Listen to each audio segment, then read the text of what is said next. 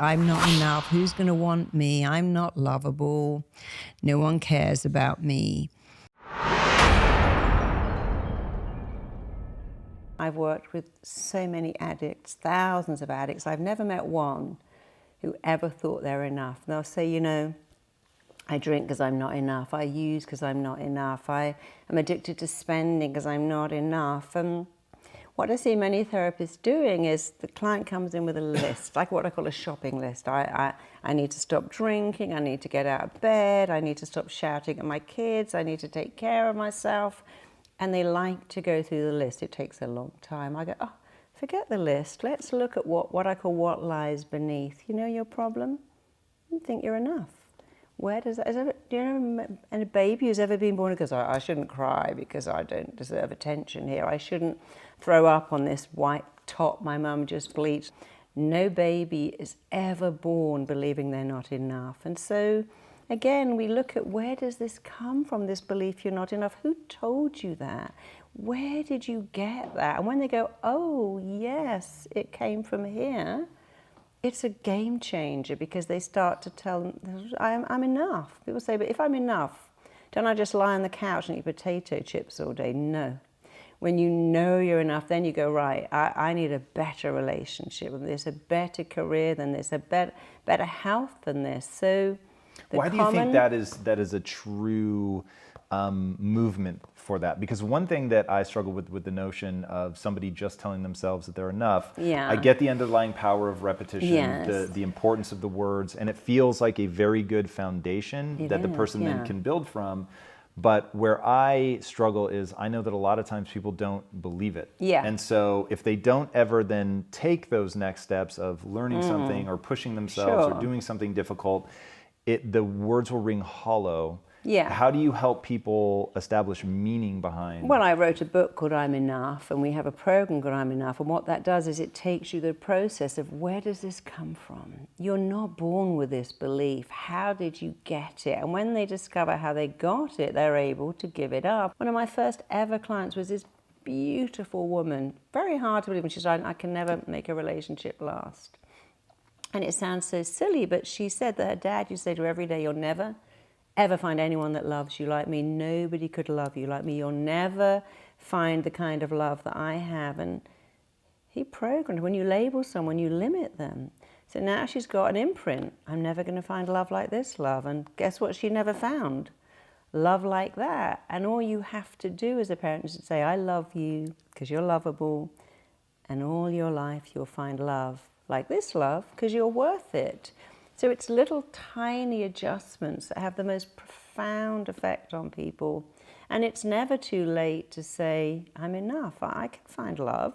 And now if you give someone the power to make you feel good, you give them the power to make you feel bad. And if you do it to yourself, you feel so much better. It makes you slightly bulletproof. You still need other people. We all need other people.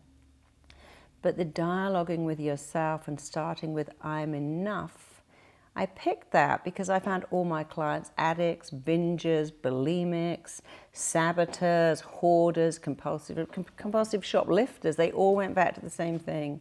I'm not enough, I need more. And if you feel enough, you start to feel equal. See, most of us feel unequal. You're better than me because you've got money, or you're more attractive than me. But no dog or cat says, oh, you're better than me because you're a pedigree. A baby doesn't know that another baby's wearing designer clothes and they're not. They have no concept of that. So really what I'm Enough is doing is reactivating, remanifesting and regenerating what you were born with, an ability to say, I'm enough. Found in my experience, it's only my experience, that the major cause of depression are a couple of things. One are harsh, hurtful, critical words that we say to ourselves on a regular basis. That is guaranteed to make you depressed. The second is being disconnected. And we have an epidemic of disconnection because everyone is on their phone and their screen. We worked from home in COVID. Some of us are still doing that. We go to the store and we do a self-checkout. We go to the bank and we check out with a machine. So we are becoming disconnected. And human beings are wired for connection, not disconnection. And the other thing I find is a massive cause of depression is failing to follow your heart's desire, doing something because, well, the family expect it, the pay is good, it's a solid job. So those three things, I think, are the massive cause of depression. I messed that up. I'm just a mess. I always fail. I'm so sorry, They look in the mirror and they go, oh, my God, look at me. Or they go, I'm going to do this, but it won't work. Where it comes from, funnily enough, is our tribal need. We're still inside tribal people, and we need to connect with a group. And so bragging, I'm better than you, I'm smarter than you, I got more than you, is disconnecting. And so people learn to connect by not having that tall poppy syndrome. We have to be the same. Children at school bond by being the same. And I found many clients say, my parents were rich or dirt poor. I was the only kid with glasses, and I felt different, like being the head teacher's daughter. So it comes from there. So it's a strange thing that a few hundred years ago and beyond, being negative actually saved your life, looking for danger, looking for snakes, looking for lions, looking for weird people. You might do it because they believe it protects them from hurt and pain. If they reject themselves first. Yeah, if they reject themselves first. No one's ever going to like me. See, I knew it. And now it doesn't hurt, but it really hurts. And so our job is to show people that no happiness is there. You might as well expect the best. Muhammad Ali said, I told myself I was the greatest before I even was. And then something amazing happened. I became the greatest. He could have said, I'm not much good, me. I'm useless, really. It's all a fluke. But he said, I am the greatest long before he was. And that was so good for him because people think of him as undefeated, which isn't true. But that's the idea of him because he told himself a better lie. And if we could only all do that, our lives would be so much better, mostly because the mind doesn't know or care if what you're telling it is true or false or good or bad. It just lets it all in. You can't manifest when you are negative. I want money, but when you have money, you never know who your friends are. I want to be really sexy, but I don't want all that unwanted attention. I want a great job, but I'll never see my kids. I'll be a terrible parent. The mind is going to get into one lane. Here's one lane that says, I want to be a great parent. But another one says, I want to have a great career. And I can't go into both lanes. Well, but after you can put that lane on, I could have a great career and be a great parent. It takes work, it takes balance, but it's very, very possible. Mm-hmm. The problem is the mind is like a missile. It wants to go there, but it keeps going there if it doesn't really know what you want. I want love, but it would kill me to be rejected. I want success, but am I really going to give up all the things I love to be successful? So you've got to really identify what you want. To manifest anything, you have to want it.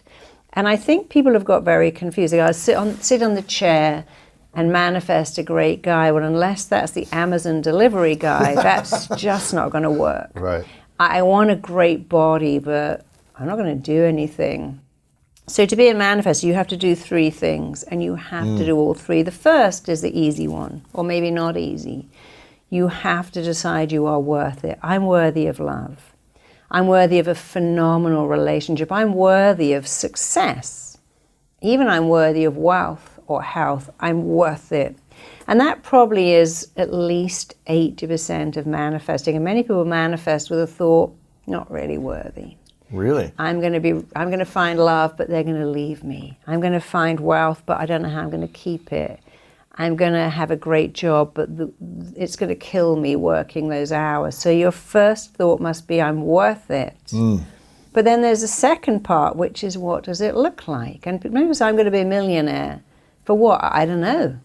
But I'm going to be. I want a great person. What are they like? I don't know. They got a nice six-pack and drive a nice car. So the second part is you must really know, what does it look like? If you don't know what it looks like, how are you going to go after it? The mind will go after something it is clear about. So you might say, I want a really flat stomach. What does that look like? Well, it looks like not eating so many carbs, not eating late at night, going to the gym.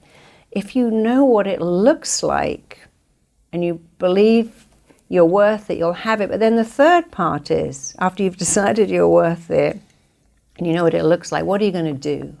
Because if you really want a six-pack, you might have to do 300 sit-ups a day. And if you're not prepared to do that, you don't want it enough. So I could say, I wanted to write a book. Did I feel I was worth it? Yeah, I had to work on myself. I go, you know, I got a message, and I think I can. People tell me I really help them. They tell me I change their lives. So I'm worth putting that in a book. What does it look like? Well, it looks like I'm going to have to, what does this book look? What's it going to be about? What's the storyline? What am I going to call it? Who is my audience? Am I going to write what I want to write or what people want to hear? So I had to know who is my market. And then here's the third part. I got to sit down and write that book. And it takes a long time to write a book. And when you've written it, it takes even longer, as you know, to do all the press, all the pieces for magazines. So you can't have one of the two or two of the two. And let's say I want love. I got to believe I'm really worthy of love. I got to really nail it, and I am worthy of love. I deserve to love someone who loves me back. What does that look like? I better get a clear idea of the kind of person I want in my life. And then when I look at where am I going to find it? I'm not going to find it watching Netflix. And a lot of people say, yeah, I go to yoga, but there's no men in yoga.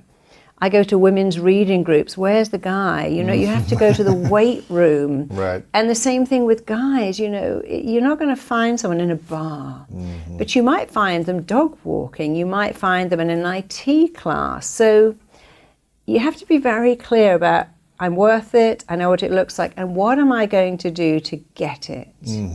Because I think so many people think manifesting is thinking about what you want and sitting on the couch and it's going to turn up, but you have to get out of the house. If you believe you are lovable and know the kind of person you want and put yourself in front of them, you'll probably go home with them for good, but you can't just do one of the two. Talk to yourself better. Talk to yourself as if you are your own best friend. We'd never say to our best friend, oh, you're such a loser. Oh my God, why did you wear that? It doesn't suit you. How could you ever think you could write a book? That's terrible. You forgot the best ingredient. You haven't left enough time to get to the meeting, you idiot. Talk to yourself like you're your own best friend, your own best lover, your own best parent. You know, so many of my clients come in and they have what I call the missing bit. They're still waiting for some absent father to go, I love you. Some withholding parent to go, you're amazing. Some mean teacher that had a bad week to say you're smart. And half the people they're waiting to fill them up are already dead. So whatever the words I've been waiting for, say them. You're a great kid. How lucky am I to be your parent? You're the smartest kid in the school. You're my favorite. You're the best friend. If there was a template for a best friend, best girlfriend, husband, lover, kid, you're the template.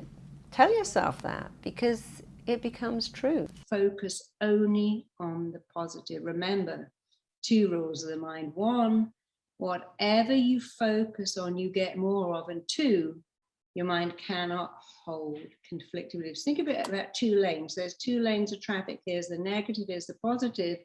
Get into one lane. And you can't then go into the other lane. Your mind doesn't know which lane to take. And you go, I want this, but what if it goes wrong? I want love. What if I get rejected? I want a career. What if nobody likes my product? I want a promotion. What if I fluff it? Your mind can't be in 2 lanes. It can only be in 1. So get in the right lane, the lane of believing in yourself, reassuring yourself, telling yourself, I'm amazing. I've got this. I've got this with bells on. You know, I go to speak on stage and it's very easy to go, oh, look at all these people.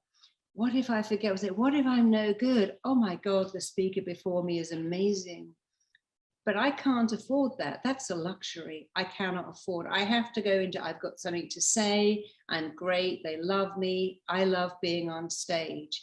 And I say it, and it becomes true. Because here's the truth about the Met Gala and about any event in your life. You make your beliefs, and then your beliefs turn right around and make you. And then the world begins to support whatever you have chosen to believe. So let's imagine You're someone who's going out onto the stage of the Met Gala wearing something very controversial, but you've decided, I'm going to believe this is amazing. I'm going to get loads of press. I'm going to be all over the papers. I look amazing in this.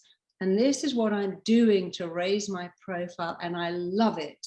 You've made a belief. And now the belief is going to make you. And then when you go out there with that belief, this is important. This is amazing. It works. Lady Gaga once set up in a dress made of meat. She's worn some very interesting costumes, but she owns them. She doesn't think she looks ridiculous. She thinks, I'm getting attention. This is good for my brand. This is good for me. And you know what? We all like Lady Gaga. We like the fact that she's different. She's out there. She owns it. So she made a belief. This is the right thing for my brand. And I'm sending a message here. I've got a statement about what meat means. And I believe it's the right thing.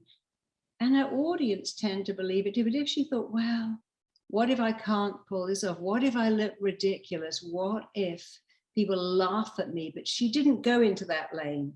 She's stuck in the lane of, I've made a good belief about what I'm doing and sticking with it. So if you make your beliefs, and then your beliefs make you, and then the world starts to match what you have chosen to believe, then you might as well make your beliefs amazing. Greta Thunberg at 18 has a belief. I'm going to go out there and highlight what is going on in the climate of the world. You can love her or not love her, but she believes that's her mission. She owns it. She has no self-doubt whatsoever. Banish self-doubt. Replace self-doubt with praise. There is nothing in the world that will boost your self-esteem like praise, and there is nothing that will wither it and diminish it like criticism. Grow in praise and minimize self-doubt.